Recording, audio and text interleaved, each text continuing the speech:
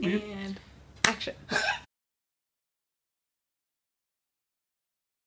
Hey, what's up, internet people and readers? Okay, I'm not Marissa. I'm Trevor, her brother. I also have a YouTube channel. So, yeah. Okay, so what we are going to do today, since Marissa refuses to do it, is a Hobbit Battle of Five Armies review. Pseudo-review. More like...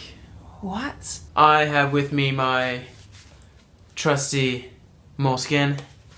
Product placement. I'm getting paid lots of money. And this little elven short sword. It's a letter opener. But we're just gonna go right in, just kind of talk about it as a whole. First things first, there is spoilers. If you haven't seen the movie, just go see it. Also, if you haven't read the book, it's been 75 years. How haven't you seen the book?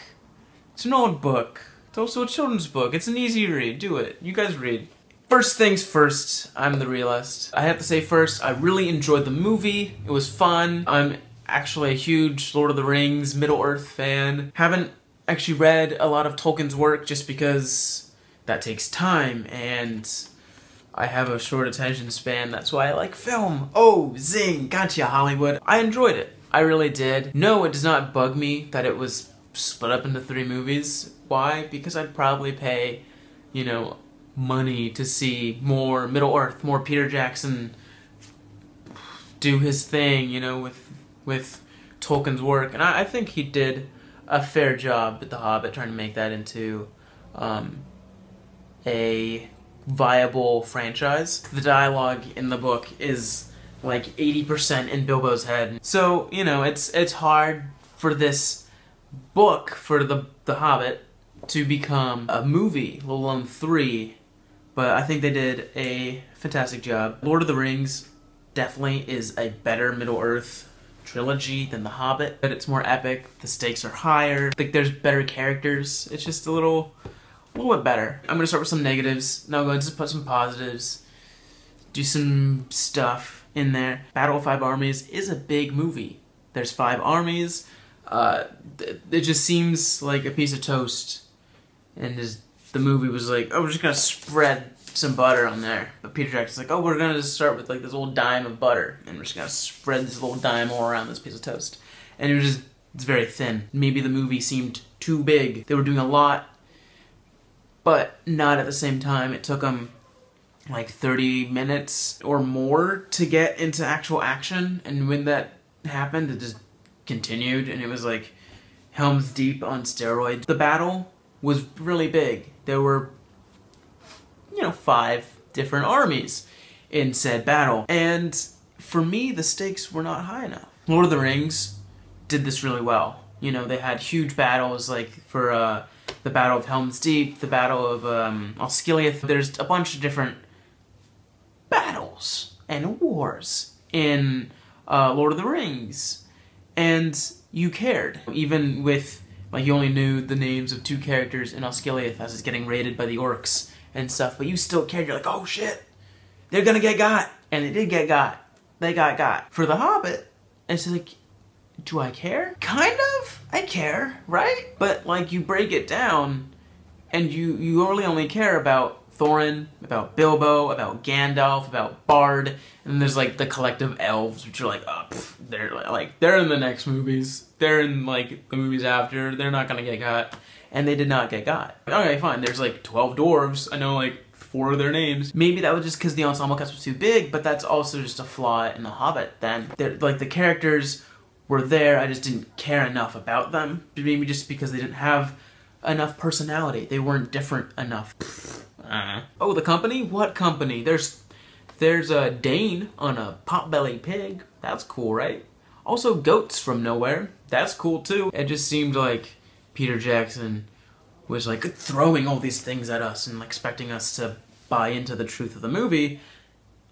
It didn't do it for me necessarily at some points. Anyways, the movie was visually stunning. New Zealand, you are beautiful, and I want to be there. My biggest comment though on visuals as a whole, too much CGI. The best way to compare this would be the Star Wars prequels. The original 3 Star Wars were very good, and they still look good. I mean, they're kind of campy, but that's just, you know, models and explosions and stuff. But they are still good films, and people will go back to see them because they're strong films. And they still look kind of good. Whereas the new prequels of Star Wars look shitty because they relied on CGI too much, and CGI gets out of date very fast. The Hobbit suffers from the same thing. Lord of the Rings was made 10 years ago? More than 10 years ago? And they are still fantastic looking and gorgeous and beautiful, and I want to go to there. The Hobbit isn't gonna look that good 20 years, 10 years in the future, because it's gonna look old. So a big debate, or what have you, you know, about at least the second movie, and I guess now the third movie, is Keeley and Turiel, whatever. Their freaking love story thing, that's stupid. I'm not gonna address that, but it's dumb. I don't like it. It's dumb. So the movie as a whole, it had a lot of plot holes. Like, where did the giant earthworms come from? I don't know. It's just, they're there, they're gonna eat the mountain, and then people are gonna come out of the holes. But like, where'd they go? Where'd they come from? They're not in the lore of Tolkien, and like, Peter Jackson's very good at doing that. And it knew. I felt like it knew that there were plot holes, and they're just like, just deal with it. We'll just show you some dwarves fighting, and it's just gonna get all worked out. Don't worry about it. But I'm worrying about it. That's the issue. That's the issue here. Acting and casting was on point. The guy that played Thorin, I don't know his actual name. He's dope. He's cool. Also, Martin Freeman. He is just the man. I think one of the better actors of today, you know, I want to say. And he's just stand-up chap. I haven't met him, but I feel he is awesome. Also, Ian McKellen as Gandalf. He's a god. Okay, music. Music is awesome. The music just is dope. The same guy that did Lord of the Rings. Awesome. The scores are fantastic. They're beautiful. They're sweeping. They make you feel great. One thing is it's constantly playing, which, you know, isn't a bad thing, I guess, because it's a beautiful score, but leave room for the audience to breathe and contemplate. Things are happening, music is happening. It's like, we need a little R&R, you know? We don't need to have, you know, music all the time, playing all the time, you know? The movie has good villains. Azog, the Defiler, and his monkey son, Bog. They are interesting enough. And, you know who the bad guys are. You can put a face to, like, the fear, the tension, like, oh, god damn, like, those are the bad guys. Something that's stupid is someone that was kind of like a tertiary villain, I guess. Alfred from Lake Town. He's kind of a villain, kind of a blundering idiot, though, in the second movie. Or the third movie, excuse me. And he's kind of like Wormtongue from Lord of the Rings, but comical and unibrowy and pimply? I don't know how I feel about that. He has a larger part in the third movie than he does in the second. I don't know if that's necessarily a good thing. I mean, the actor, he's cool, he's good. I don't know if the part, though, was important enough to be this reoccurring character in the movie. Like, oh, he's trying to steal gold, he's trying to get away, he's dressing up like a woman. He was a bad guy in the second movie. Now he's like stuffing gold in a bra and wearing a corset. Like, what are you doing? Biggest, coolest thing was the end. There was a big emotional payoff with Bilbo coming back and it just pretty much picking up at the beginning of Fellowship of the Ring, which that's cool, because when Battle of Five Armies comes out on DVD, I'm just gonna sit and watch all 6 of them and just not put on pants. And it really drives home the fact that this is the last Middle-earth movie we're gonna get. The last credit song, you know, the last goodbye, that's dope. That's, you know, right there, right in the sternum.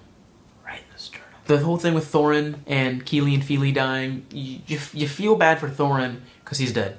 But you don't really care about the other ones, but that's how the book is written. You know, it's mentioned, oh, and Keely and Feely died too, along with Thorin. Maybe in the extended edition they'll add a funeral scene, because they are supposed to bury Thorin with the Arkenstone. You feel sad at the end, because you're like, shit. They're not gonna make the Silmarillion into a movie, will they? That'd be a bad movie. Or a really good movie. Or a great video game. Go see it. Good movie, I recommend it if you're a fan of Lord of the Rings. I'm Trevor, you can check me out at Trev's TV. That's my YouTube channel. You might be seeing me again doing a movie review if you guys like this. Give it a thumbs up, subscribe, do all that fun stuff that you guys do. Comment, maybe. I don't know, that takes effort and an account, I think. See you guys later. Adios, Mercy will be back soon, don't worry. I will see you guys on the flip side. Ninja roll! Wow! It was a failed ninja roll! I'm fighting spiders. Hey guys, I just wanted to jump in really quick to say thanks for putting up with this crazy person today. He's not just my brother, but he's actually a film student, which is kind of why I wanted him to talk about this, because he's way more in the know than I am. So hopefully you guys enjoyed his review, and thanks for watching. Bye! Bye. Orcs. Orcs! I'm just gonna keep rolling because fuck it. Cool, we're gonna find new technology to roll our shoe. Okay, we're good. Hey! See, I don't even know the dwarves. There's pictures in here, guys. There's like, that's the Shire. You can't really see it because of the sunlight. I have a little sword. It don't good.